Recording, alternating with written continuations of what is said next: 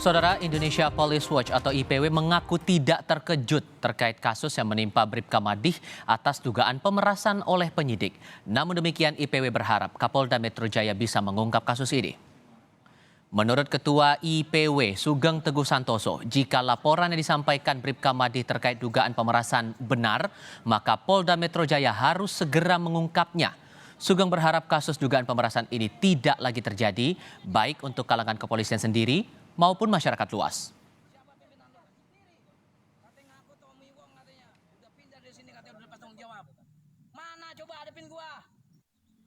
Ketika ada si jawabnya yang mengalami ketidakadilan dan benar pada posisinya, polisi harus menolong, membantu. Ternyata Bribka Madih perkaranya 11 tahun mangkrak dan ia mencari keadilan dengan caranya sendiri sampai terbuka kepada publik yang bisa saja dinilai sebagai tindakan yang keliru atau salah oleh pimpinannya. Kasus Bribka Madih, anggota Provos yang mengaku diperas sesama anggota polisi terkait laporannya saat mengurus sengketa lahan orang tuanya viral di media sosial. Lantas seperti apa proses hukum terkait dugaan pemerasan tersebut? Untuk membahasnya sudah bergabung bersama kami kali ini pengamat kepolisian dari ISES Bambang Rukminto dan Ketua Harian Kompolnas Beni Mamoto. Pak Bambang, Pak Beni apa kabar? Baik, Mas. Terima kasih sudah bergabung bersama kami. Ada polisi yang statusnya sebagai anggota Provos diperas oleh penyidik. Menurut Anda, Pak Beni, logis tidak kasus ini? Ya, hal tersebut mungkin terjadi ya. Artinya ini tergantung dari penyidiknya ya, mentalitas dari penyidiknya. Dan kalau memang benar ini sangat keterlaluan dan memang harus diusut, diungkap dan ditindak secara tegas meskipun yang bersangkutan sudah pensiun. Itu satu. Kemudian yang kedua, tentunya yang diperlukan sekarang adalah bagaimana perkembangan hasil penyidikan atas laporan tersebut. Kalau sampai lama itu penyebabnya apa? Ini semua harus diungkap. Sehingga publik nanti tahu 11 tahun itu ternyata kendalanya di pembuktian, misalkan masalah ada dokumen yang hilang, harus ke lapor dan sebagainya, ini harus dibuka ke publik. Sehingga nanti publik bisa menilai sendiri bahwa kelambatan penyidikan ini faktornya karena faktor memang yang di luar kemampuan penyidik, atau memang ada motivasi dari penyidik menghambat kasus ini. Ini perlu diungkap. Jadi di sisi lain tentunya nanti juga dari pihak Bitpropam sudah merilis atau sudah menyampaikan statement, itu juga perlu. Karena apa? Anggota Polri kan terikat disiplin. Ada aturannya sendiri.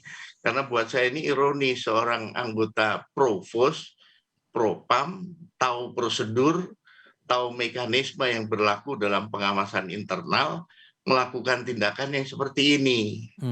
Nah ini silakanlah nanti kita dorong di satu sisi penyidikannya dituntaskan, didudukkan pada proporsinya, kemudian dirilis pembuktiannya itu bagaimana.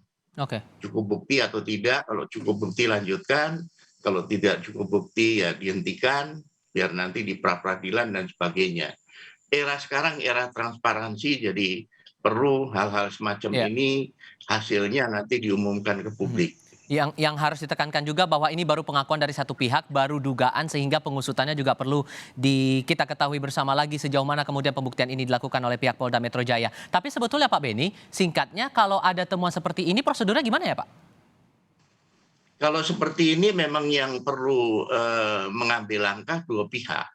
Yang pertama tentunya dari jajaran Serse, dalam hal ini tentunya Direktur Kriminal Umum yang menangani kasus ini segera melangkah secara internal, dilakukan gelar perkara, dievaluasi penanganannya ada masalah atau tidak.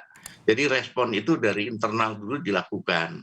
Kemudian nanti sesegera mungkin dikonfrontir ataupun di cross check dengan data yang dirilis oleh Bribka ini. Benar nggak datanya?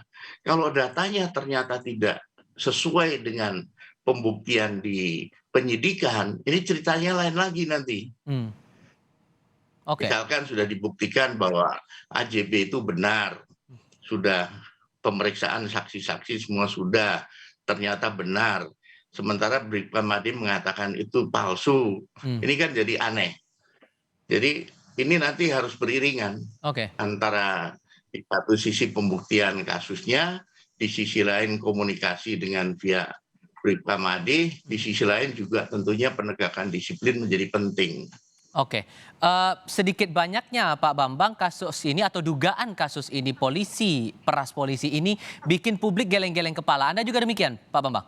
Iya, ini menambah PR dan beban kepolisian ya setelah 6 bulan terakhir ini didera banyak masalah gitu loh. Tetapi saya melihat terkait dengan laporan Bribka Made ini memang ada semacam tren gitu loh dari internal kepolisian mengunggah kekecewaannya terhadap pelayanan kepolisian institusinya sendiri kepada mereka gitu. Bribka Made ini juga menambah deretan itu sebelumnya ada seseorang anggota kepolisian di Polres di Sulawesi yang dipukul Kapolresnya juga mengunggah seperti itu.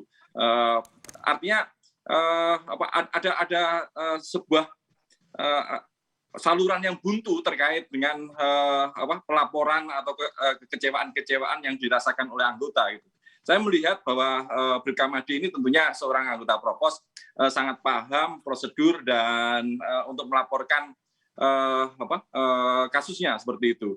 Hanya saja ketika dia mengunggah di media sosial tentunya juga menghitung resiko-resiko gitu. Makanya kalau dalam kasus ini, kasus Bribka Made ini, saya melihat ada 3 kasus yang berbeda. Gitu. Yang satu terkait dengan etika profesi, kemudian terkait dengan pemerasan sendiri, dan yang ketiga adalah kasus tanahnya sendiri. Dan ketiga problem ini juga harus dipecahkan bersamaan gitu.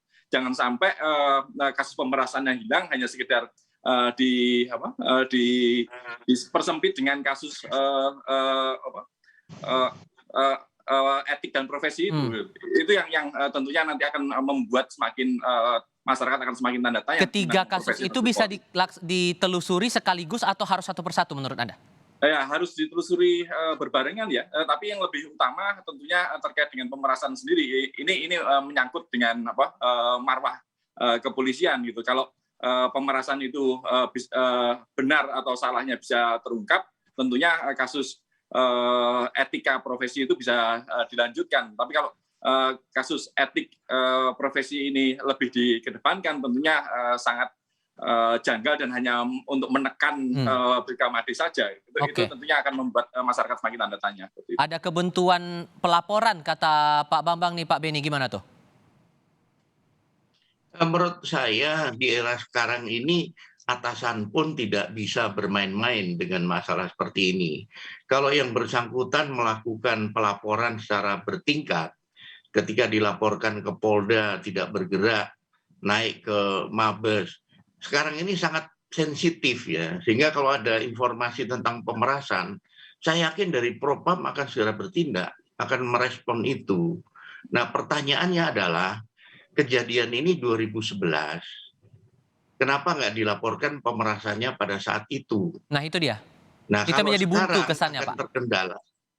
Sekarang bukan, pemerasan terjadi 2011.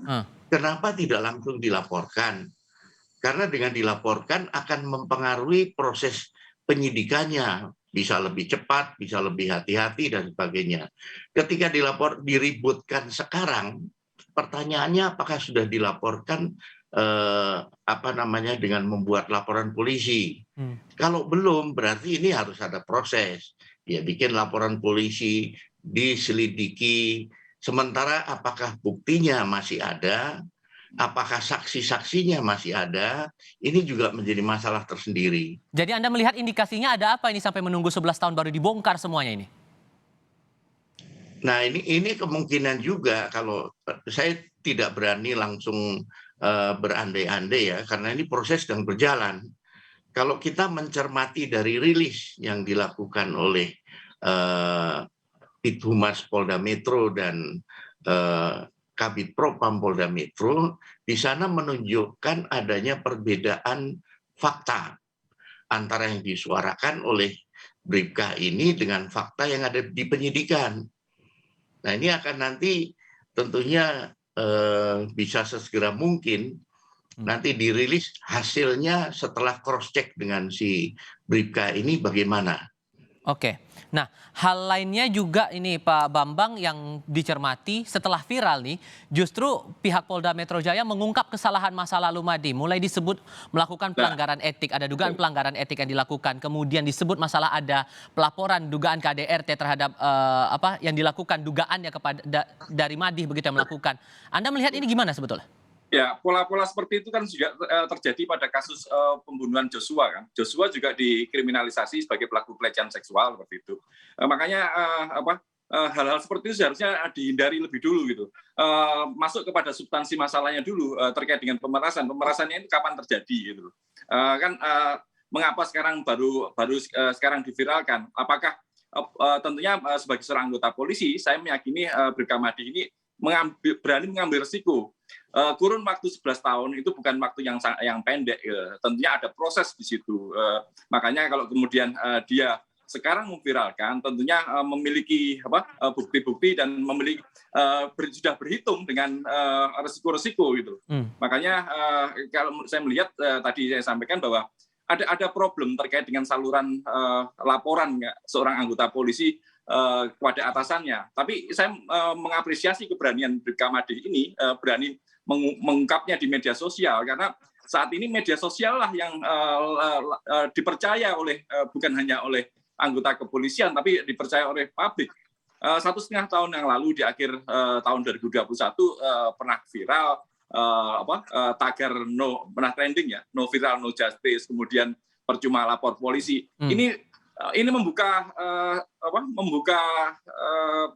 kasus seperti itu juga yang dilakukan oleh anggota kepolisian. Makanya kalau kemudian Polda fokus pada kesalahan-kesalahan Madi, tapi tidak segera mengungkap terkait substansi masalahnya terkait dengan pemerasan ataupun kasus tanahnya sendiri, ini akan menjadi blunder seperti itu. Oke. Tantangan baru tampaknya ini untuk pengusutan kasus di pihak Polda Metro Jaya. Pak Bambang, terima kasih. Pak Bedi juga terima kasih sudah berdiskusi bersama kami di Kompas TV kali ini. Sehat selalu untuk Anda berdua.